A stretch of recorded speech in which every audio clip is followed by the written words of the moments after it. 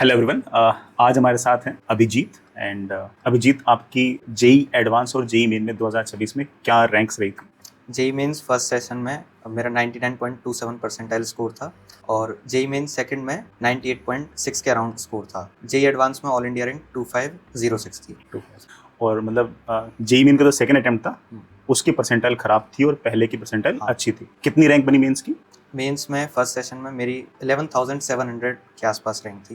तो 11,000 से 2,500 की रैंक आपने एडवांस के अंदर की। That is a good jump actually. So मेरे पास अब एक्चुअली दो सवाल हैं। पहला ये कि ना, जेई मेन का जो सेकंड अटेम्प्ट था उसमें रैंक खराब क्यों?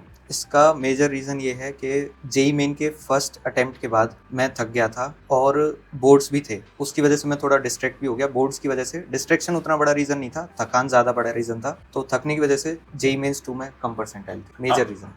ऐसा कह सकते हैं कि ना, अगर मान लो कि जेई किसी का अगर टारगेट हो, मेन से अगर टारगेट हो, तो first attempt is more safer option as compare to the second. मैंने तो ऐसे भी कई बार एग्जांपल देखे कि बच्चों के 10-15 नंबर बढ़ जाते हैं सेकंड अटेम्प्ट के अंदर और परसेंटाइल 0.1 0.2 गिर जाता है क्योंकि सेकंड अटेम्प्ट कंपटीशन थोड़ा ज़्यादा होता है और स्टूडेंट्स भी ज़्यादा एग्रेसिव होते हैं। सही बात।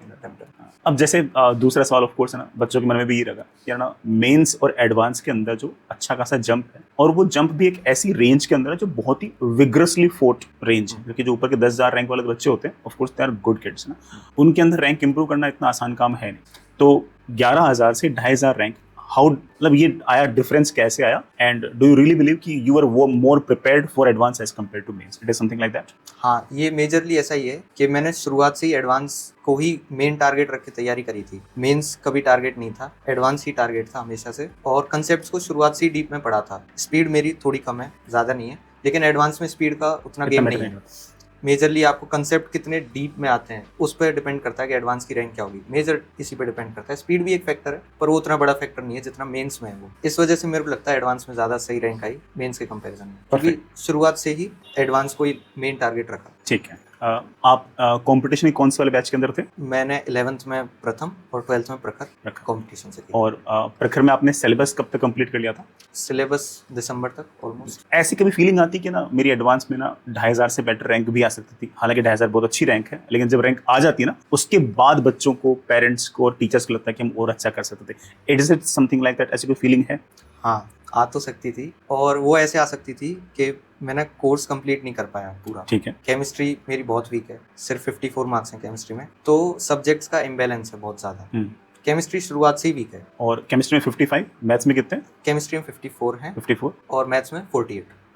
मैथ्स थोड़ा डिफिकल्ट आता ही है हर साल, तो मैथ्स में कम होना ठीक है एक बार को, पर केमिस्ट्री में इतने कम सही नहीं है, बल्कि पेपर इस बार थोड़ा सा केमिस्ट्री का इजियर साइड का है। फिजिक्स टफ था। और फिजिक्स में कितने थे? फिजिक्स में 80। तो दैट इज गुड। मतलब फिजिक्स में टफ के बावजूद नंबर जो थे काफी बढ़िया है। बट फिर भी मुझे ऐसा लगता है कि ना, जिस लेवल की मैथमेटिक्स और केमिस्ट्री इस बार पूछी थी, तो you could have done much better on those if, अगर मैं तीनों सब्जेक्ट को बराबर लेके चलता तो अगर आगे आने वाले बच्चों को ऑफ कोर्स हम यही कहना चाहेंगे कि तीनों सब्जेक्ट को हम बराबर लेके चले, इक्वल वेटेज हम लोगों उनको देना चाहिए। अभी कौन सी कॉलेज और कौन सी ब्रांच है? आपकी काउंसलिंग कंप्लीट हो गई है? जो सा काउंसलिंग इज डन, तो कहाँ जा रहे हो? सर, मैंने आईआईटी रोपड़ में कंप्यूटर साइंस ब्रांच चूज किया है।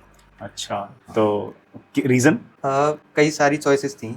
सबसे पहले तो हम अगर टॉप कॉलेज देखें, आईआईटी बॉम्बे में मेरे को केमिकल इजीली मिल रहा था, और आईआईटी दिल्ली में इंजीनियरिंग फिजिक्स। ठीक है। पर जितना मेरे को लगा कि हमें कोई सर्किटल ब्रांच ही लेनी चाहिए। सर्किटल मतलब इलेक्ट्रिकल हो, इलेक्ट्रॉनिक्स हो, कंप्यूटर साइंस हो, इस तरह की ब्रांचेस पे ही फोकस करना चाहिए। फिर अदर ब्रांचेस में थोड़ा दिक्कत है, मतलब प्लेसमेंट्स वगैरह में भी थोड़ी दिक्कत आती है। ठीक है, ऐसा मेरा मानना है। ठीक है, तो आपको कंप्यूटर साइंस ही चाहिए था? हाँ, मेरे को कंप्यूटर साइंस और इलेक्ट्रॉनिक्स में थोड़ा कंफ्यूजन था। बाद में मेरे को लगा दोनों टाई हैं।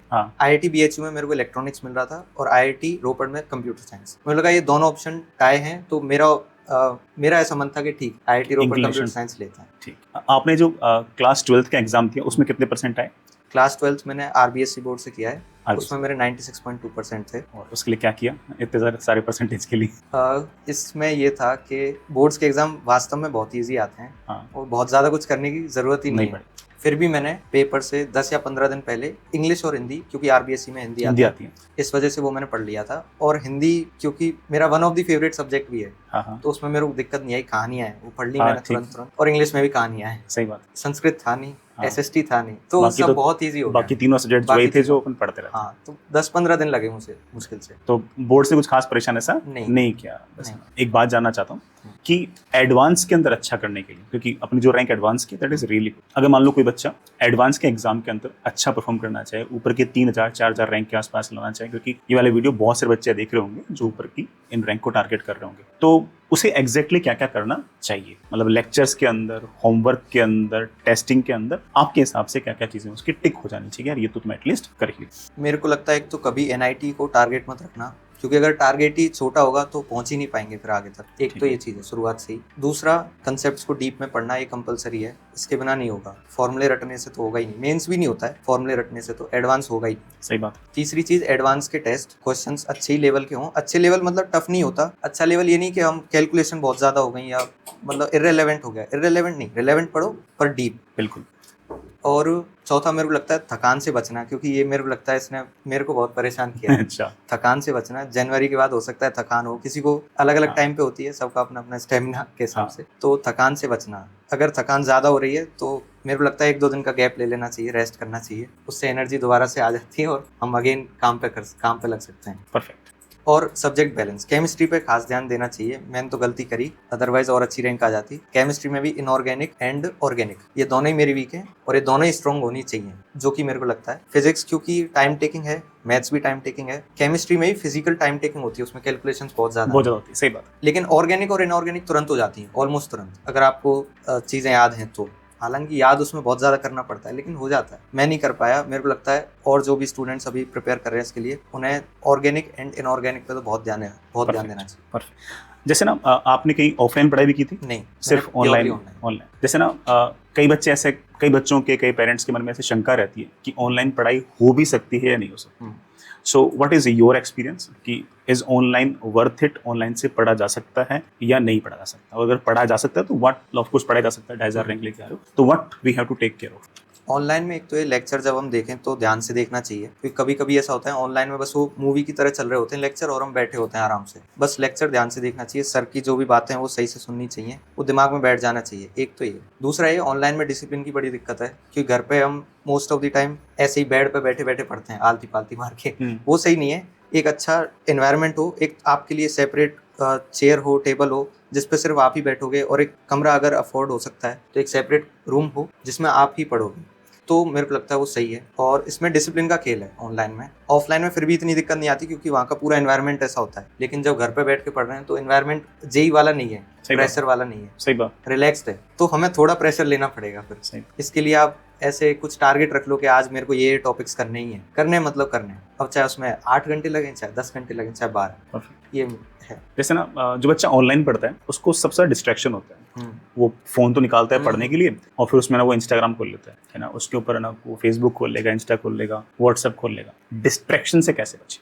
तो थोड़ा तो बचा होगा ना डिस्ट्रैक्शन से, तो है ना। मेरे केस में क्या था, मैं 9th-10th में काफी यूट्यूब देखता था इस तरह से, रील्स वगैरह, तो मेरा तो मन उठ गया था इन सब से। कर लिया। हाँ, मेरा तो मन ही नहीं हुआ ये सब देखने का कभी। ठीक। एक टेम्पररी तरीका ये, पेरेंट लॉक लगा लो मोबाइल हाँ, ठीक है, तो ये टेम्पररी तरीका है, मतलब ये फिक्स नहीं है। बाकी तो अपने मन पे कंट्रोल होना चाहिए, और मन पे कंट्रोल इस तरह से होना चाहिए कि आपको समझ में आना चाहिए क्यों नहीं देखना है। ये नहीं कि जबरदस्ती रोक रहे हैं खुद को, नहीं देखना नहीं देखना, ऐसे नहीं। समझाओ मन को कि नहीं देखना, ये काम नहीं आएगा, काम तो पढ़ाई आएगी एट द एंड। इस तरह से मेरे को लगता है डिस्ट्रैक्शन को रोकने का या तो टेम्पररी तरीका यूज करो, या फिर मन को परमानेंटली समझाओ अच्छे से कि ये क्यों नहीं करना है, उसका रीजन होना चाहिए क्यों नहीं करना है, और जब रीजन पता चल जाएगा तो दिक्कत ही नहीं आएगी फिर। परफेक्ट। पूरे साल भर, है ना, बल्कि 11th और 12th 2 साल तक कंसिस्टेंटली पढ़ना of course is extremely important. कितने घंटे आप पढ़ाई करते थे? ऑन एन एवरेज 10 घंटे।